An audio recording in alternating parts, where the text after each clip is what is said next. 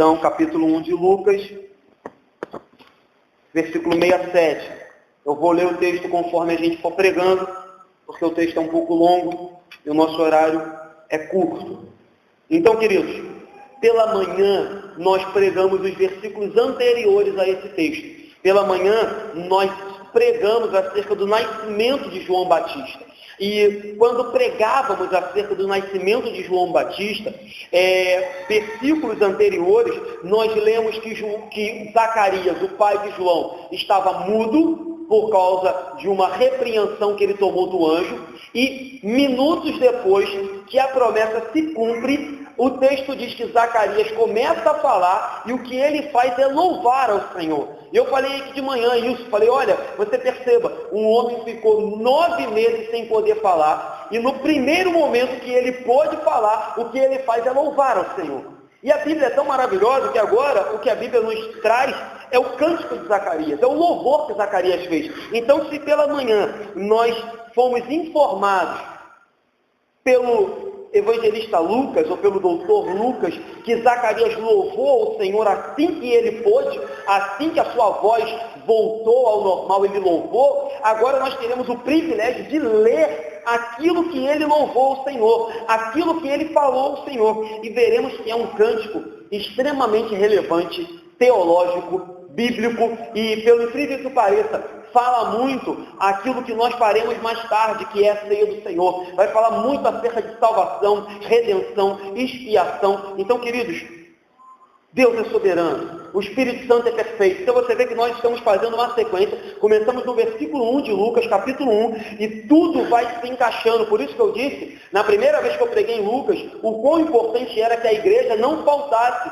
domingo de manhã e domingo à noite, porque se você não veio domingo de manhã, com certeza você não está entendendo o que eu estou falando. Mas tudo isso tem uma sequência, e tudo isso se encaixa de forma soberana. Mas vamos lá, vamos começar o texto de hoje, versículo 67 diz assim: Zacarias, seu pai, cheio do Espírito Santo, profetizou dizendo. Versículos antes também, nós lemos que Isabel ficou cheia do Espírito Santo quando encontrou com Maria.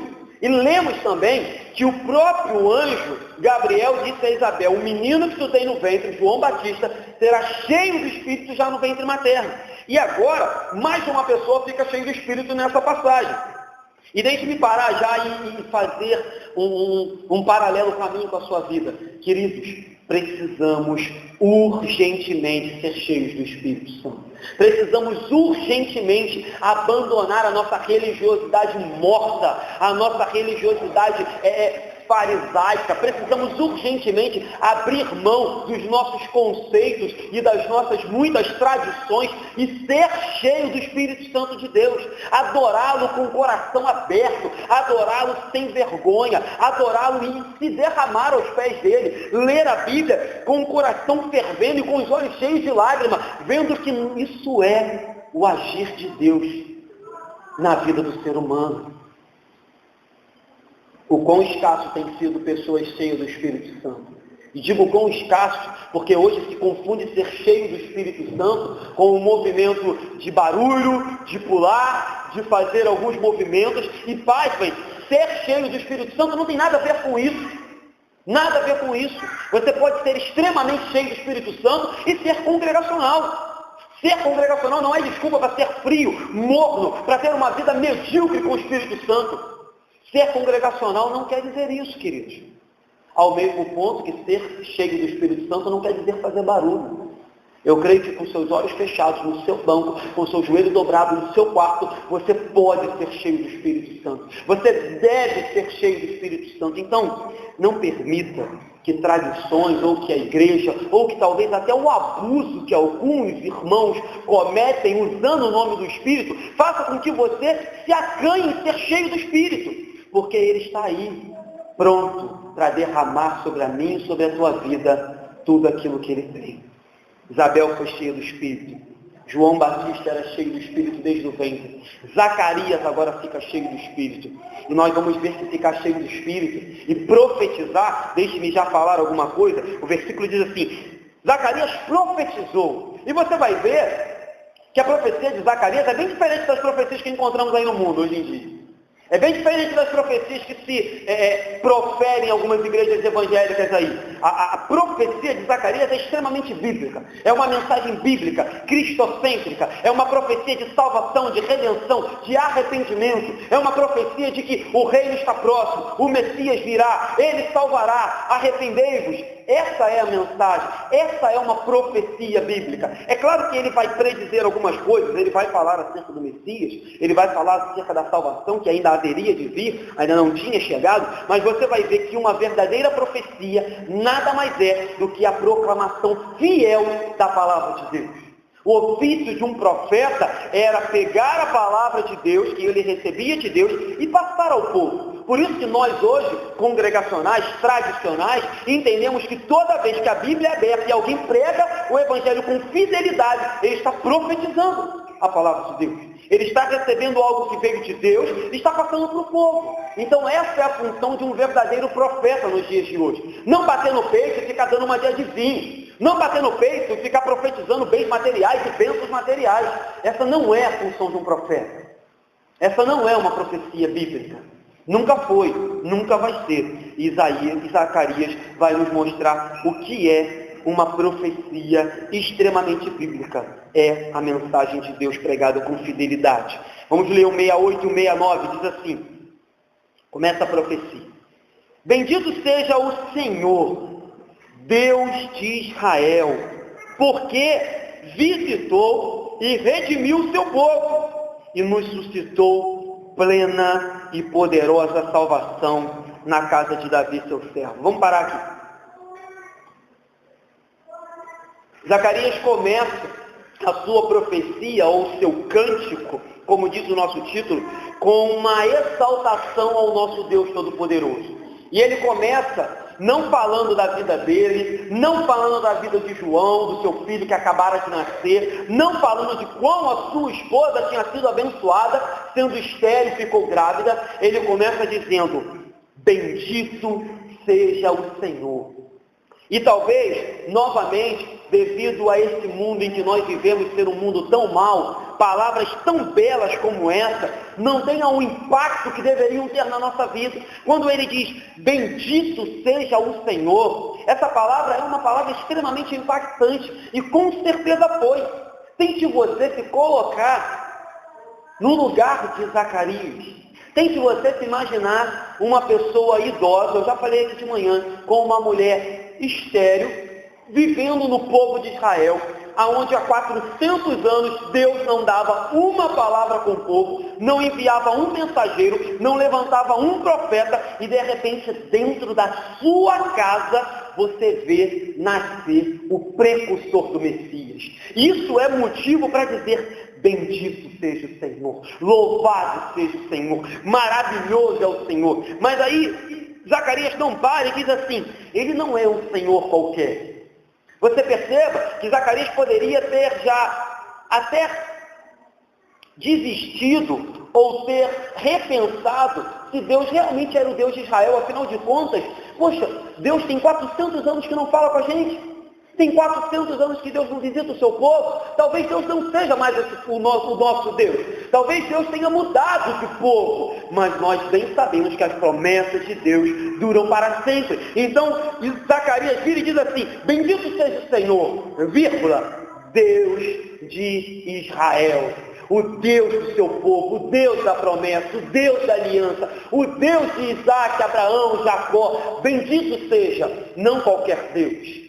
Não qualquer entidade, não qualquer criatura, bendito seja o Deus de Israel. E ele diz por que esse Deus era bendito. Ele fala, porque eu estou vendo ele intervir no meio do povo. Eu estou vendo a mão de poder dele entrar no meio da nossa história. Há 400 anos vivemos em trevas.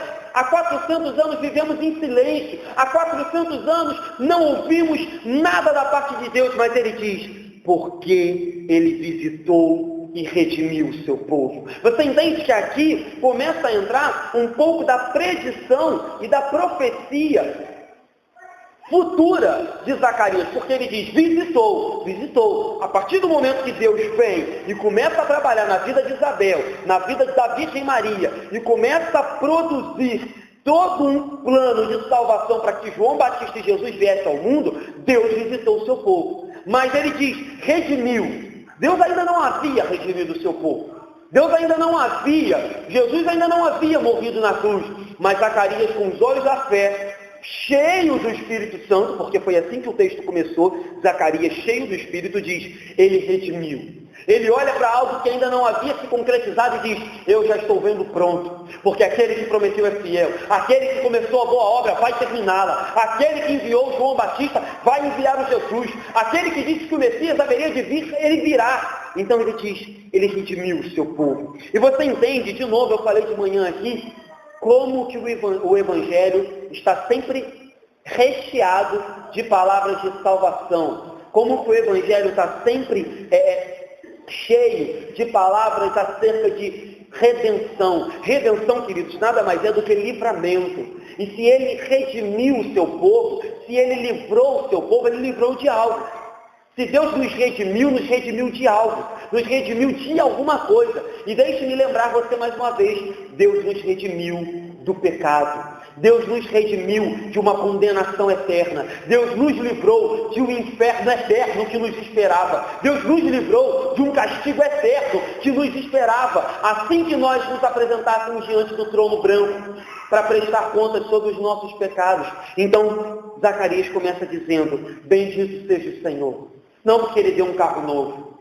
Não porque ele te deu um belo casamento. Não porque ele te deu um emprego novo, não porque ele prosperou a sua vida, mas bendito seja o Senhor, porque visitou e redimiu o seu povo. Essa é a maior de todas as bênçãos. Esse é o motivo porque nos reunimos aqui na Igreja Congregacional de Andorinhas. Esse é o motivo porque hoje nos chegaremos àquela mesa e cearemos a mesa do Senhor, porque Ele redimiu o seu povo. De nada adiantava, eu falei isso ontem aqui no aniversário de Dona Benaí, de nada adiantava Deus visitar o seu povo e dar 90 anos de idade para o seu povo. Olha, vou dar 90 anos para todo mundo, olha, vou dar 100 anos para todo mundo. De nada adiantaria se ele não fizesse o que está escrito aqui, redimiu o seu povo.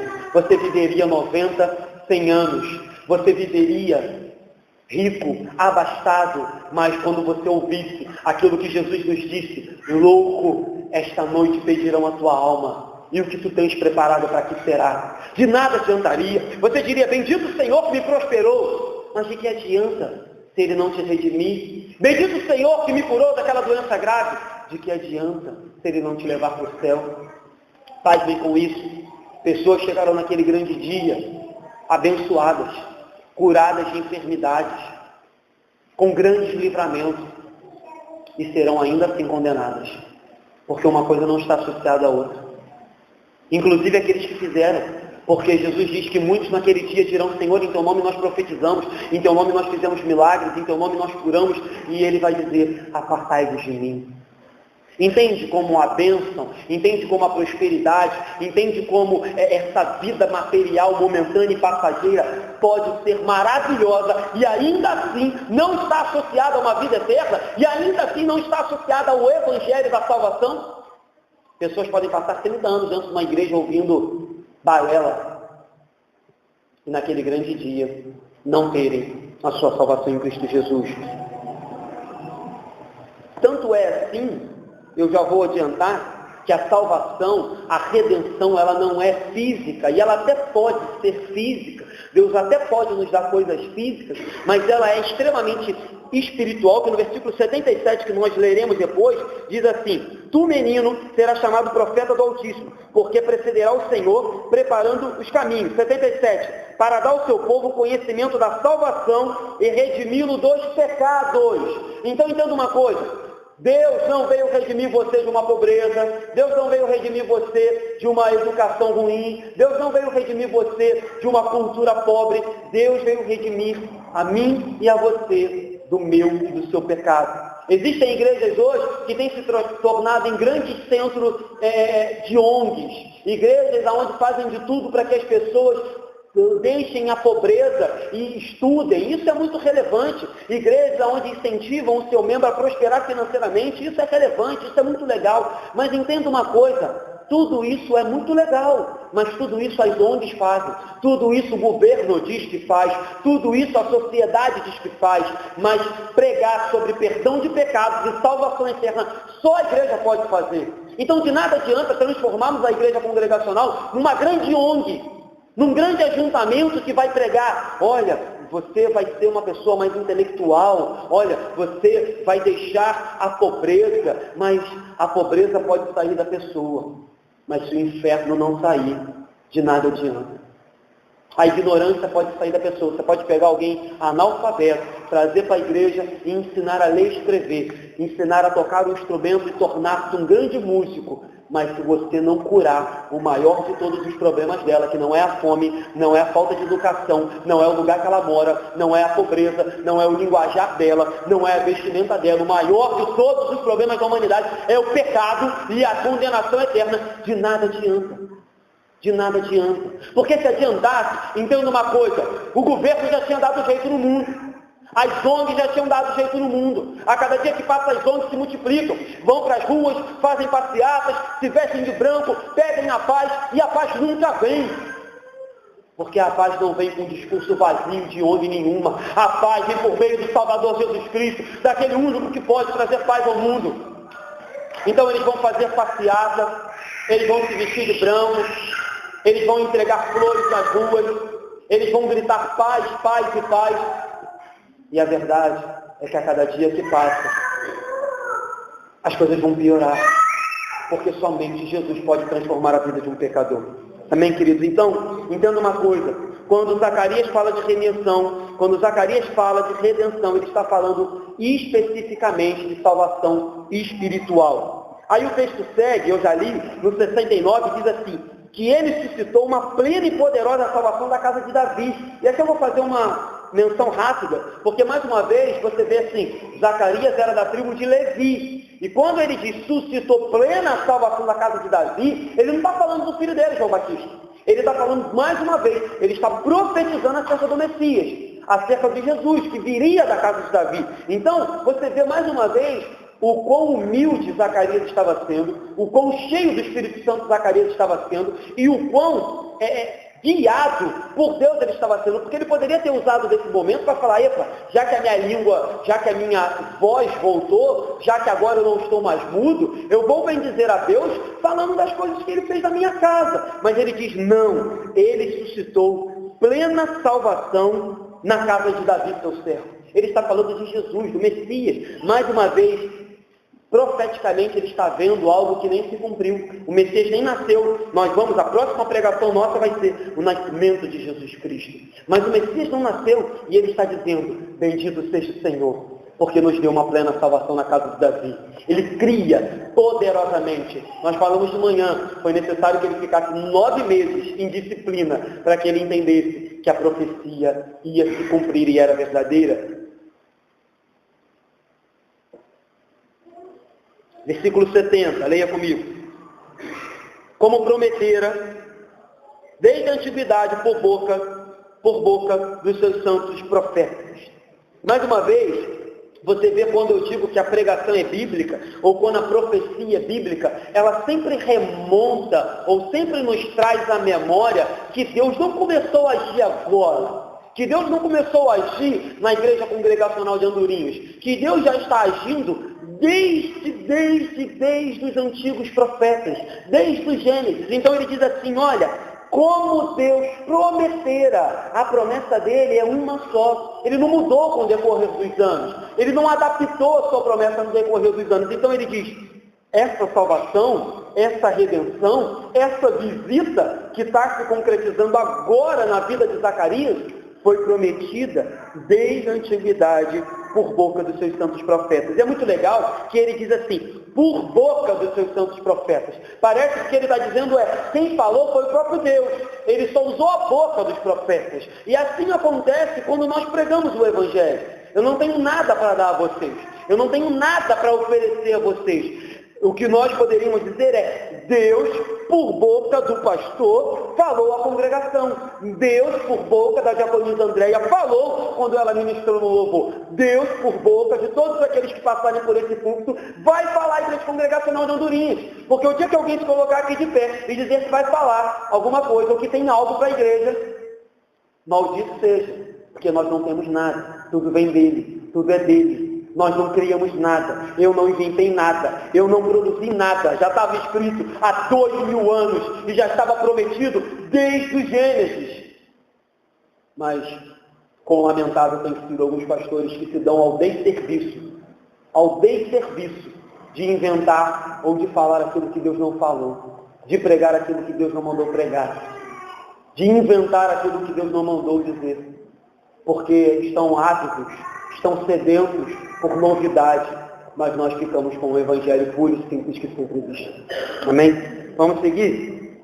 Só para terminar esse assunto, quando ele diz, Deus falou por meio de seus santos profetas, eu só queria lembrar a vocês, eu já falei isso aqui em umas outras pregações, o quanto nós devemos olhar para a Bíblia como a palavra de Deus. Quando ele diz, Deus falou pela boca dos profetas, o que ele está dizendo é, tudo que tem na Bíblia é inspirado, é palavra de Deus, é palavra viva, eficaz, é palavra que traz salvação, regeneração, é palavra que traz mudança, porque não foi Isaías que escreveu, não foi Ezequiel que escreveu, não foi Daniel que escreveu, enfim, não foi Moisés, Paulo, Lucas, não foi Timóteo, que até porque Timóteo não escreveu nada, né? Quem estava no retiro lembra, né, Flavinho?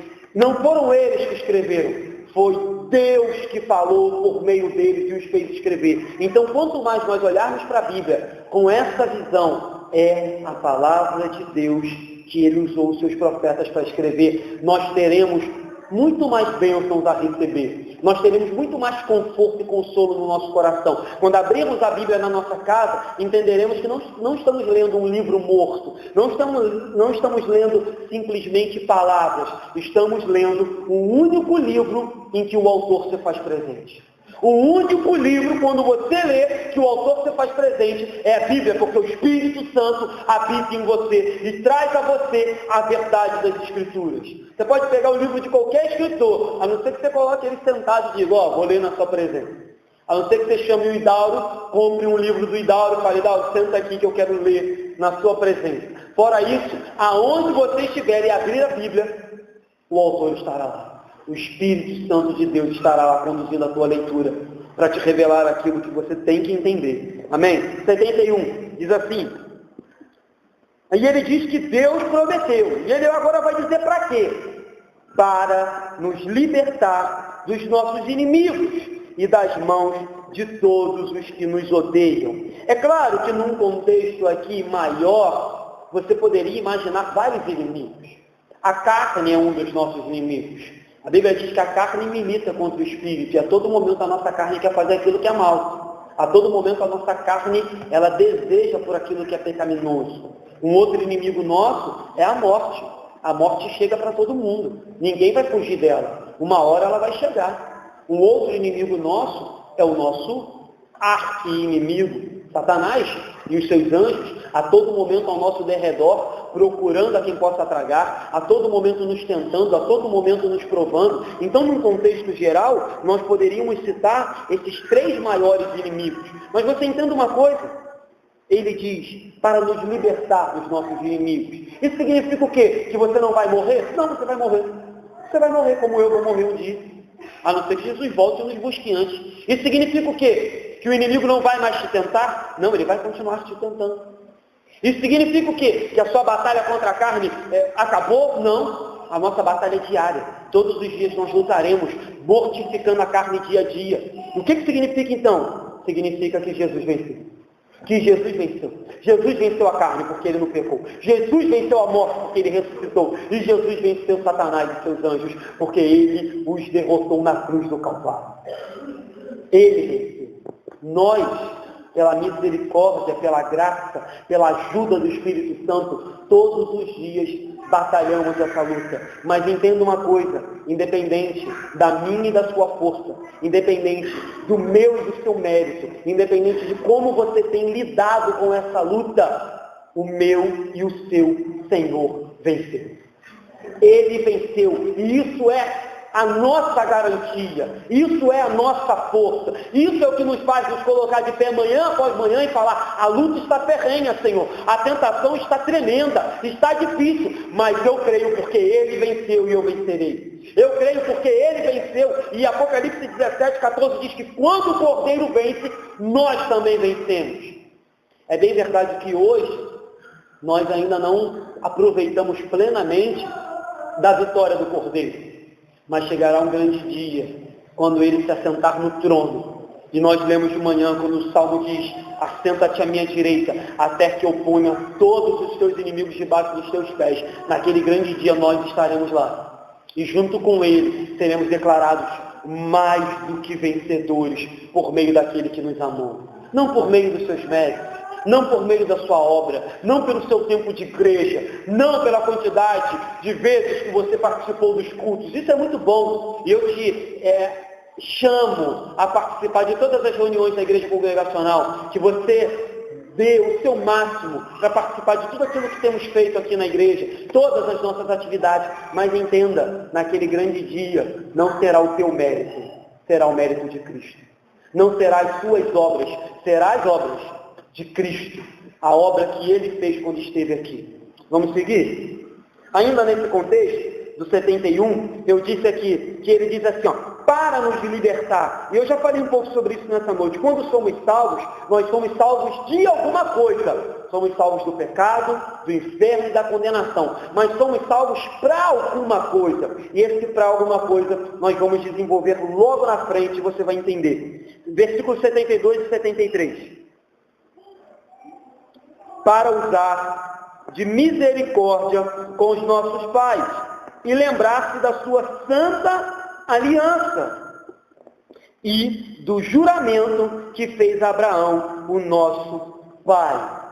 Nós já falamos bastante sobre isso aqui. Numa outra ceia, eu falei acerca da santa aliança de Deus, na primeira ceia que nós tivemos aqui mês passado. Eu falei do juramento que Deus fez, aonde nos deixa assustados, porque era muito comum seres humanos fazer juramento, e naquela passagem que eu li aqui na outra pregação, eu disse que Deus mandou que partissem uns animais, dividissem ao meio, e Deus passa no meio e diz: eu prometo que a minha promessa, ou que o Messias, que a salvação se cumprirá, ainda que necessário seja eu ser partido ao meio. E nós falamos aqui na outra pregação, Deus foi partido. Como, pastor, Deus foi partido?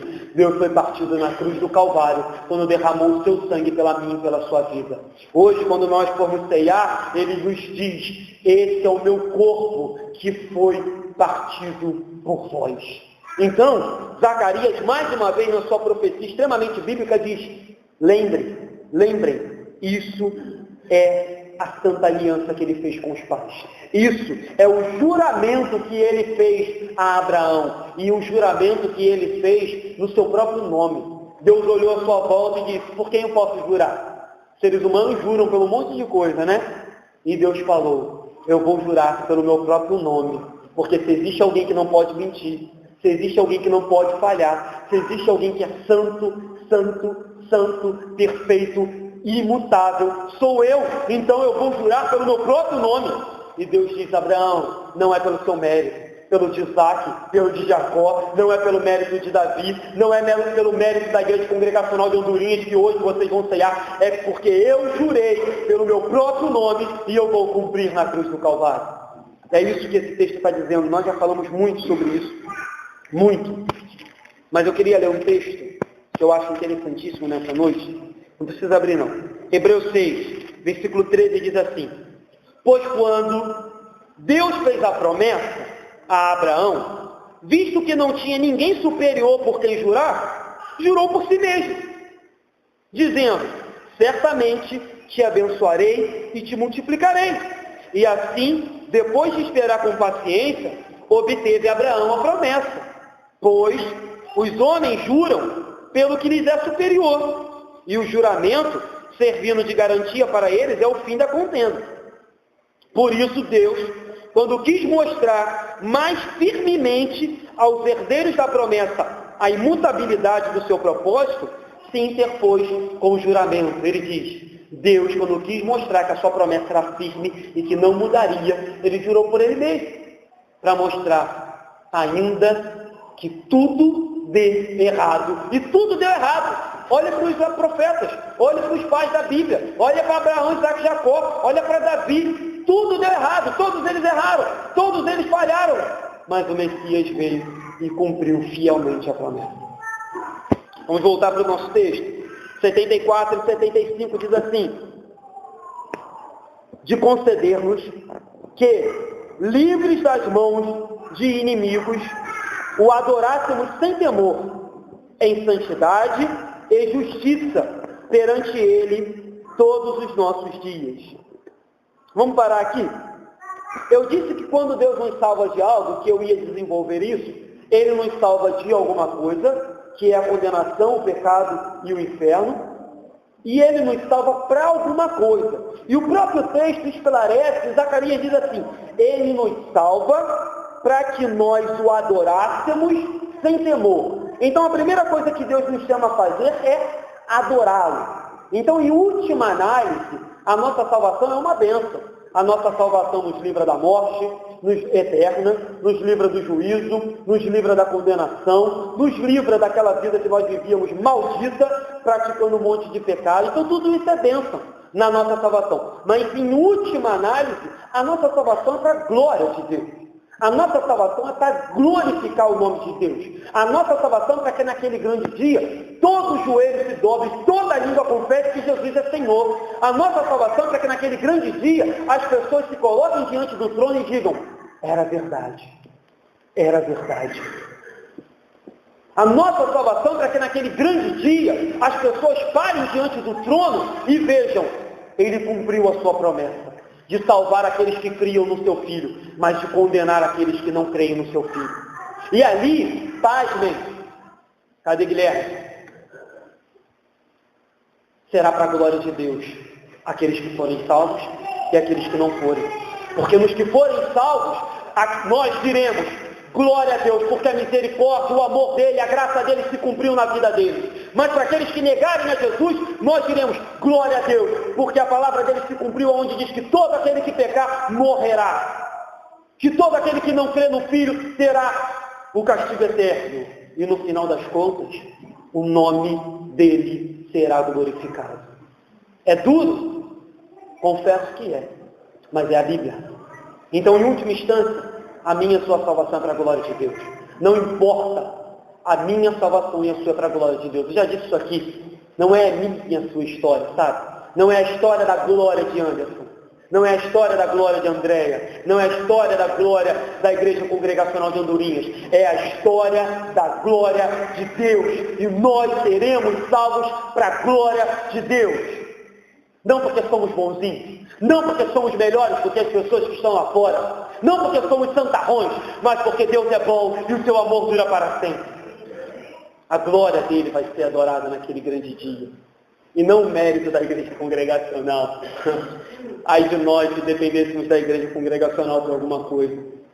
Ai de vocês se dependessem do pastor Anderson para alguma coisa. Vocês serão salvos, porque a glória de Deus vai se manifestar na vida minha e sua.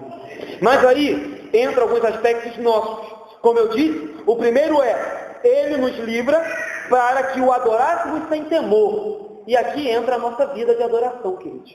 O Evangelho nos chama a adorar sem temor. E sem temor é uma vida entregue. É uma vida que eu costumo dizer de pular de cabeça. É uma vida onde eu costumo dizer que é mergulhar na praia.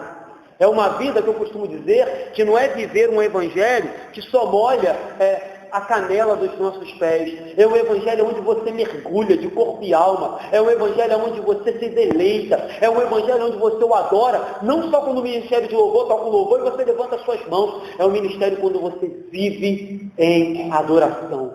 É um Evangelho que quando o mundo está caindo e quando tudo está ruim, você está adorando. Foi para isso que Ele nos chamou, para que o adorássemos sem temor. O dia mal está batendo a sua porta, mas você o adora sem temor.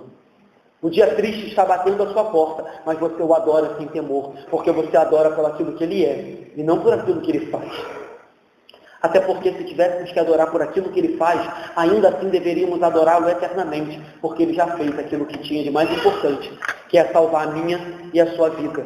Não adoramos pelo que ele faz, mas o que ele já fez é o suficiente. Ele salvou a mim e a você. Ele nos amou quando nós ainda éramos pecadores. A Bíblia diz que não fomos nós que o amamos, ele nos amou primeiro. Tudo vem dele, tudo começa nele. Mas o texto não para na adoração. O texto diz assim: em santidade. Então deixe-me mais uma vez chamar a tua atenção e te exortar nessa manhã a dizer: sem santidade ninguém verá ao Senhor. Não pensem que você pode enganar o pastor da igreja congregacional, os oficiais da igreja congregacional, você pode enganar o seu cônjuge, você pode enganar os seus pais, mas se você não tiver uma vida de santidade, você será condenado eternamente. E digo mais, você nem salvo foi, porque aqui diz que nós fomos salvos, nós fomos livres, nós fomos redimidos para adorá-lo sem temor e viver uma vida de santidade. Então, se você vive uma vida dupla, uma vida aos domingos e uma vida de segunda a sábado, se você vive uma vida de pecado, se você vive uma vida leviana, eu tenho a plena certeza e convicção de dizer, talvez você nunca tenha tido um encontro verdadeiro com Cristo. Talvez você nunca tenha tido um encontro verdadeiro com o Evangelho. Porque quando ele vem para nos chamar à santidade. Não estou falando de perfeição, tá? Não estou falando que quero ver aqui anjinhos com auréola e asas na igreja congregacional. Estou falando de pecadores, mas pecadores que têm uma vida de santidade. Pecadores que se arrependem. Pecadores que não pedem perdão de forma hipócrita e amanhã repetem o mesmo erro. Mas de pecadores que pedem perdão e abandonam o seu erro. É disso que eu estou falando, de pecadores que lutam incessantemente em oração, em leitura da Bíblia, até que Deus arranque de nós aquele nosso pecadinho de estimação, que tanto nos assedia. Que eu sei os meus, você sabe os seus, mas entenda, não viva uma vida dupla. Não pense que me enganando você vai a algum lugar. Talvez você passe anos e anos aqui sem ser disciplinado, talvez você passe anos aqui ceando. Mas cuidado, que o mesmo texto da ceia diz que aquele que come e bebe indignamente traz juízo para si. Eu não terei autoridade aqui nessa noite para sondar o seu coração e dizer se você é digno ou não de você chegar à mesa. Até porque eu já disse, ninguém é digno. Ninguém é digno. Nós nos achegamos à mesa com base no que Jesus fez. Mas se você não tem vivido uma vida de santidade, de adoração e de temor a Ele, cuidado. Porque se hoje pedirem sua alma, louco será você. E o texto segue dizendo que além da santidade, devemos viver em justiça perante Ele todos os nossos dias. Então nos chama também a ter uma vida justa. Aí eu também não vou desenvolver muito, mas Deus nos chama a ter uma vida reta. Deus requer, mais uma vez, que dentro das nossas possibilidades, nós temos que ser diferentes desse mundo. E ser diferente desse mundo é viver em justiça. E ele diz que não é um dia. Ele diz que não é naquele dia que você chega aqui e chora. Ele diz que não é só no domingo, quando você fica emocionado com a pregação, com o louvor. Não, ele diz assim, perante ele todos os nossos dias. Então não basta começar bem, não basta ter um domingo maravilhoso, se de segunda a sábado a sua vida é miserável. Você está se enganando. Ou me enganando. Que eu não sei o que você faz na sua casa. Mas a Deus você não está enganando não. Certo? Vamos seguir? Versículo 76 diz assim. Agora, ele vai falar do filho dele. Tu, menino, serás chamado profeta do Altíssimo, porque precederás do Senhor, preparando-lhe os caminhos. Então você percebe que, como eu disse no início, Zacarias demorou esse tempo todo, olha quanta coisa ele falou, para agora lembrar do filho que nasceu, que era uma bênção. E seria, como eu já repeti aqui várias vezes, Jesus disse, nascido de mulher não tem maior do que João Batista. Jesus falou isso de João. Então João Batista era uma grande bênção. Mas só agora, depois de exaltar o nome de Deus, falar do Messias, falar da promessa, falar da aliança, falar da salvação, falar que a nossa vida tem que ser em santidade, em adoração, em temor, agora ele fala, esse menino, o meu filho, será um profeta que precederá, preparando o caminho para o Senhor Jesus. Então, queridos, que a sua aspiração, ou a minha aspiração, de manhã eu falei sobre isso também, que a sua aspiração para os seus filhos, que a minha inspiração ou aspiração para os meus futuros filhos, sejam que eles sejam grandes homens de Deus, grandes mulheres de Deus. Essa deve ser o maior desejo de um pai, de uma mãe, que assim como Zacarias olhou para o seu filho e disse, esse será um grande profeta, nós possamos dizer isso dos meus futuros e dos seus filhos, que eles sejam homens e mulheres de Deus. Talvez não sejam pregadores, talvez não sejam, não tenham cargos na igreja, mas que sejam fiéis, mas que sejam crentes de verdade, que vivam em santidade, que vivam em temor, que vivam em adoração, que sejam diferentes desse mundo. Que essa seja a nossa maior aspiração como pais, ou com aqueles que são futuros pais, que as nossas crianças sejam os futuros canais de bênção da Igreja Congregacional de Andorinhas. Nós passaremos. Com certeza que deve ter umas 4 gerações dentro dessa igreja. E as gerações vão passar. E as crianças de hoje serão os canais de bênção de amanhã. É claro que o Espírito Santo, ele é soberano. E Deus é poderoso. Mas grande parte do futuro dessa igreja, se essas portas estarão abertas, se essa igreja estará viva pregando a verdade do Evangelho, depende do que nós vamos ensinar para essas crianças que estão aqui hoje. Se ensinarmos água com açúcar, se ensinarmos um evangelho raso, um evangelho ridículo, futuramente teremos gerações aqui que pregarão um evangelho raso, ridículo, água com açúcar. Ou talvez uma igreja até mesmo com as portas fechadas. Mas dependendo daquilo que ensinarmos às nossas crianças hoje, é o que nós veremos da Igreja Congregacional de Andorinha daqui 30, 40 anos. Talvez muitos aqui nem estarão mais aqui. Já estarão na glória, estarão numa outra igreja, mas parte do futuro dessa igreja vai depender do que nós estamos fazendo com as crianças hoje. Reflita sobre isso, tá? Porque a responsabilidade não é só da escola dominical. Eu falei isso aqui quinta-feira. A responsabilidade não é só do pastor. A responsabilidade também é sua, no seu lar, no que você tem ensinado para os seus filhos. Desde criança, o exemplo que você tem dado para eles. É o que eles vão reproduzir aqui daqui 30, 40 anos. É o que eles têm visto na sua casa. É o que eles têm visto hoje no pastor Anderson. É o que eles vão repetir. Porque criança repete. Criança tudo copia. Criança aprende a falar copiando, aprende a andar copiando. Criança aprende a fazer tudo copiando. E se amanhã ou depois eles começarem a fazer um monte de besteira aqui na igreja, é porque talvez eles copiaram de mim e de você. Vamos continuar. Versículo 77. Diz assim: para dar ao seu povo conhecimento da salvação no redimi-lo dos seus pecados. Então, eu já falei bastante sobre esse texto. E aqui, mais uma vez, o texto está dizendo que João Batista e Jesus trariam ao povo uma mensagem de conhecimento. Conhecimento de quê, Anderson? Conhecimento da salvação. Mas o conhecimento da salvação vem atrelado no redimido dos seus pecados. Porque você imagine que você chega para alguém e diga assim: olha, queridos, Jesus te salvou. Você vai falar: me salvou de quê? Olha, Jesus te livrou. Me livrou de quê?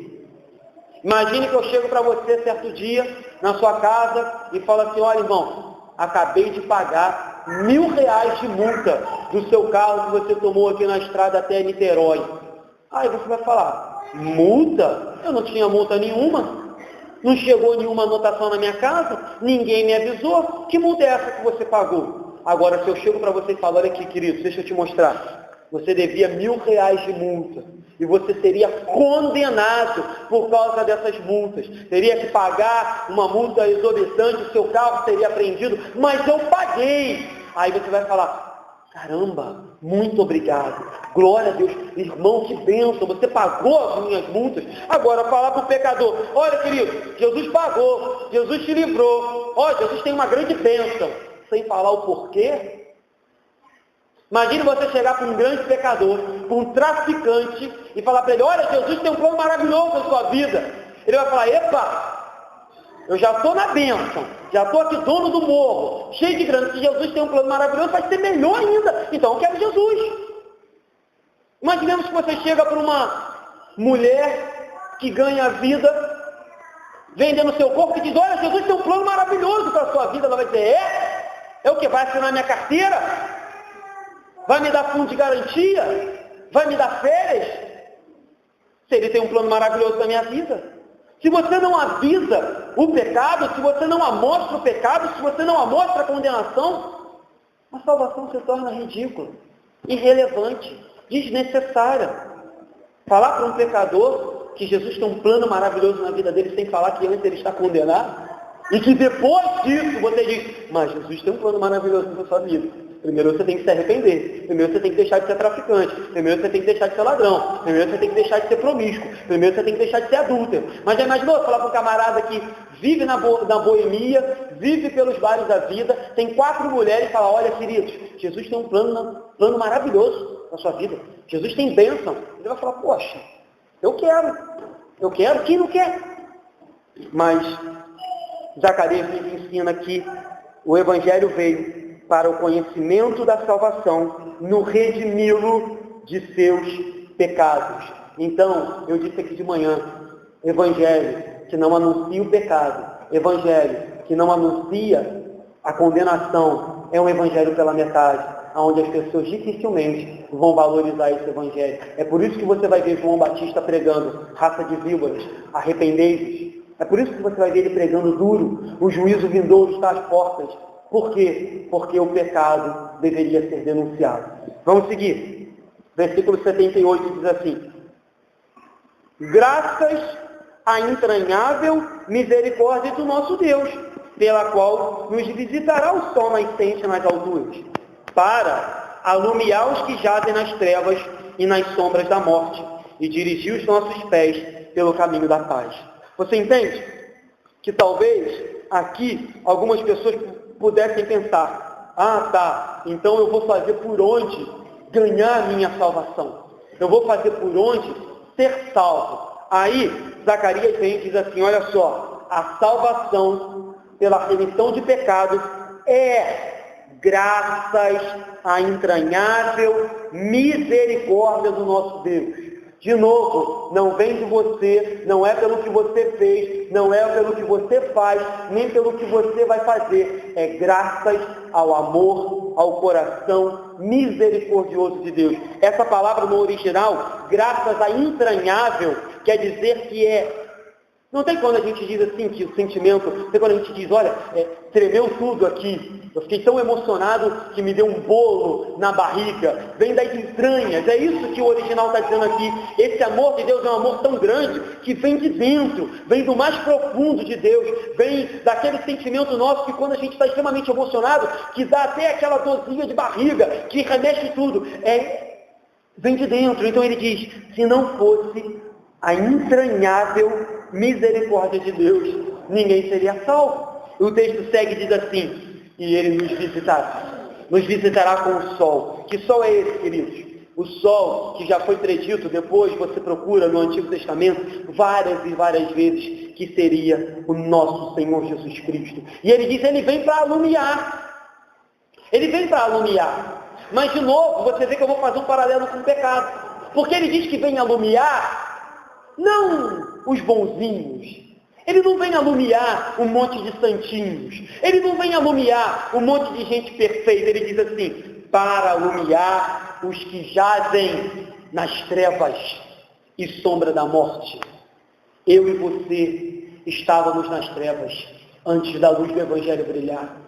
Eu e você vivíamos na sombra da morte antes de Jesus brilhar. Essa era a minha, sua realidade. Essa é a realidade de todo aquele que não conhece Jesus. vivem nas trevas, na sombra da morte, até que o Evangelho brilhe, até que Jesus brilhe.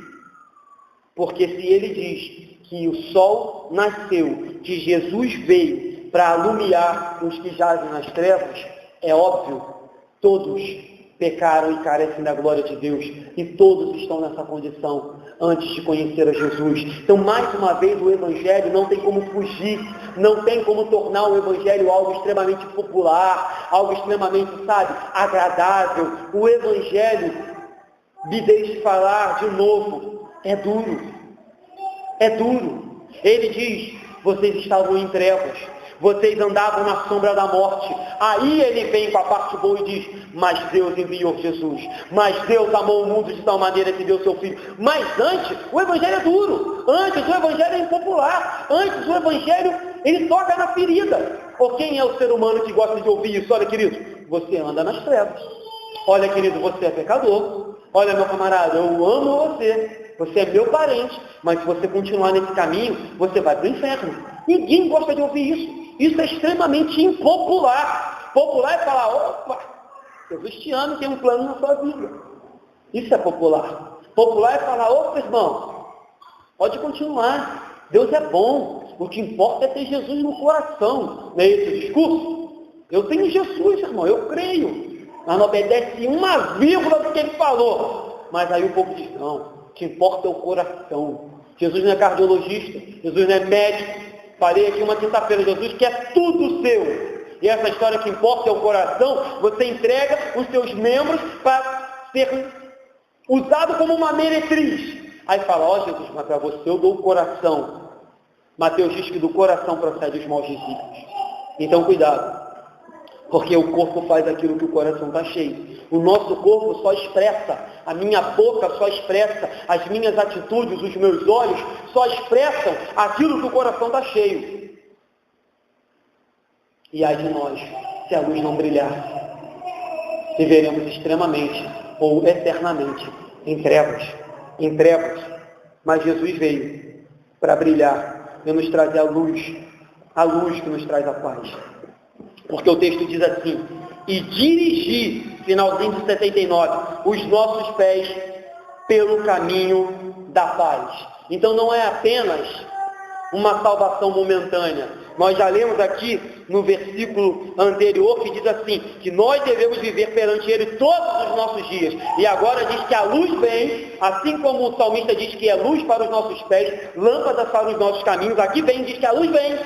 Mas a luz vem, não é simplesmente para brilhar e acabar. A Bíblia nos diz que a luz vem para dirigir os nossos passos no caminho da paz. O texto termina, versículo 80, dizendo assim, 80 versículos, irmãos, nem eu lembrava que tinha 80. O menino crescia e se fortalecia em espírito e viveu nos desertos até o dia em que havia de manifestar-se a Israel. Então, o texto termina com um relato bem histórico, bem básico. O menino crescia, assim como qualquer outra criança crescia, se fortalecia, não apenas fisicamente, mas se fortalecia principalmente no espírito, e aqui diz que ele viveu no deserto até o dia em que havia de se manifestar a Israel. E aqui deixe-me fazer um paralelo com a nossa vida.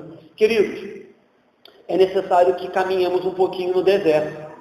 É necessário que andemos um pouquinho no deserto. É necessário que nós passemos pela escola do deserto, para que depois nós possamos ser relevantes, para que depois nós tenhamos palavras de bênção, para que depois nós tenhamos palavras de cura, para que depois nós tenhamos palavras de conforto. Antes é necessário que você vá lá na escola do deserto e caminhe um pouquinho com Deus, leia um pouquinho de Bíblia, passe um tempinho de oração. Se não passar um pouquinho antes no deserto, vai ser difícil.